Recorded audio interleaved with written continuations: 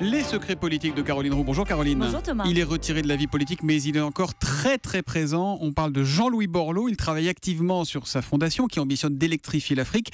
L'info politique, Caroline, c'est que l'ancien ministre de Nicolas Sarkozy est très très choyé par l'Élysée. Le président est attentif à Jean-Louis Borloo. Voilà les mots utilisés par l'un de ses conseillers.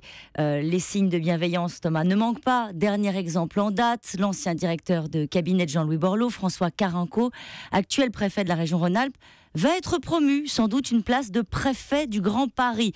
Alors Jean-Louis Borloo rappelle que ce grand serviteur de l'État a aussi été sur les bancs d'HEC avec François Hollande.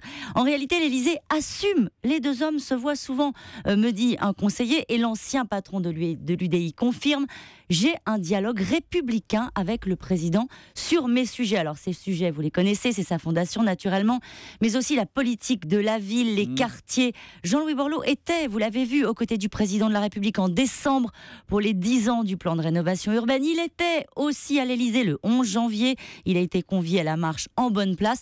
Je ne parle même pas des bureaux de passage, comme on dit, qu'il a récupéré à 2 pas de l'Élysée, à l'hôtel de Marigny. Bon, mais est-ce que tout cela annonce un rapprochement politique, Alors Caroline ? je vais vous livrer la réponse de Jean-Louis Borloo. Ça donne: la politique, je m'en fous, je veux avancer sur ma fondation. Et pour cela, il faut être honnête, les facilités logistiques du gouvernement sont les bienvenues. François Hollande, lui, c'est simple, il a tout intérêt à avoir à ses côtés une voix crédible sur l'écologie dans la préparation de sa grande conférence climat. Donc c'est pas une alliance, mais une entente de circonstances.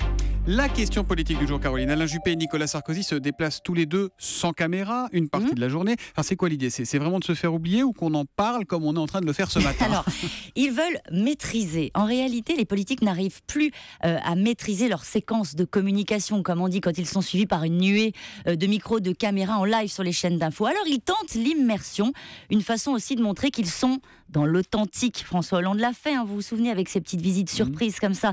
Vous allez voir un autre type, en réalité, de campagne électorale s'imposer. Des photos, des vidéos impeccables envoyées sur vos fils Twitter ou Facebook ou sur des mails des militants.